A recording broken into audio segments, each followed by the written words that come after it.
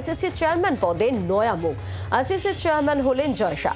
আন্তর্জাতিক ক্রিকেট নিয়ামক সংস্থার সর্বোচ্চ পদ, আইসিসির সর্বোচ্চ পদে জয় শাহ।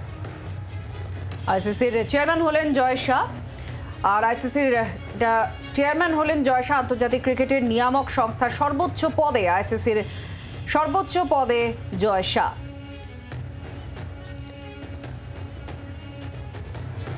অর্ক দূতে আমাদের সঙ্গে রয়েছেন আমাদের প্রতিনিধি। অর্ক, কি খবর? কারণ জয় শাহ আইসিসির চেয়ারম্যান হবেন এই খবর যেমন আছে, আজ এই খবরের শিলমোহরই পড়ল।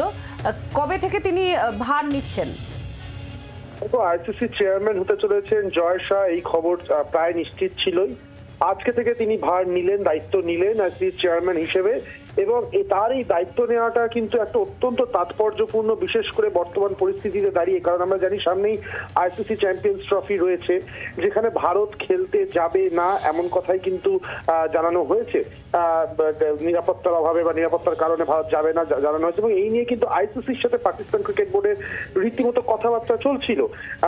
কিন্তু এই জায়গাতে দাঁড়িয়ে জয় শাহ যখন নিজে আইসিসির চেয়ারম্যান হলেন, তাহলে এক প্রকার কিন্তু নিশ্চিত হয়ে গেল ভারত কিছুতেই আর পাকিস্তানে খেলতে যাচ্ছে না।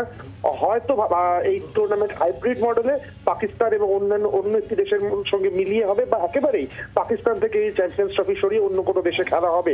সেক্ষেত্রে পাকিস্তানের যে স্বপ্ন ছিল চ্যাম্পিয়ন্স ট্রফি হোস্ট করার, সেটা বাস্তবায়িত হচ্ছে না, এবং হয় তারা অন্য দেশের ম্যাচ দেশে করতে পারবে বা হাইব্রিড মডেলে খেলতে হবে।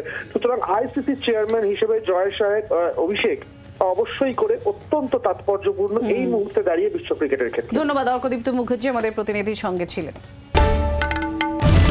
বাংলার আওয়াজ, বাঙালির আবেগ, জি 24 ঘন্টা।